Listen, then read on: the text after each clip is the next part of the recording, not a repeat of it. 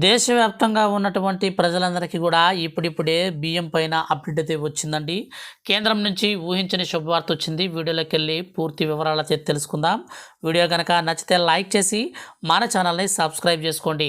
Friends, ఏ చిన్న update అయినా సరే బియ్యంకి సంబంధించి వచ్చిన వెంటనే నేను మీకు వీడియో చేసి తెలియజేస్తాను. ఇక లేట్ లేకుండా టాపిక్ని అయితే మనం స్టార్ట్ చేద్దాం. ఫ్రెండ్స్, మన యొక్క కేంద్ర ప్రభుత్వం భారీగా మనకు ఈ యొక్క బియ్యం రేట్లు అయితే పెరుగుతుండడంతో కేంద్ర ప్రభుత్వం కీలక నిర్ణయం అయితే తీసుకుందండి. మార్కెట్లలోకి ఈ రోజు నుంచి భారత్ రైస్ అయితే అందుబాటులోకి వచ్చింది.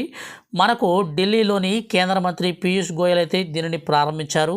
29 రూపాయలకే కేజీ బియ్యం విక్రయించనుండగా తొలి విడతలో నాఫెడ్, ఎన్సీసీఎఫ్ కేంద్ర బండార్ విక్రయ కేంద్రాల ద్వారా అమ్ముతారు.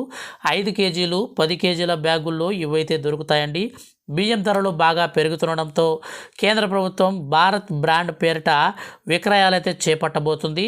ఇతర ఈ కామర్స్ సైట్లలో కూడా త్వరలో విక్రయించే అవకాశం అయితే ఉంది.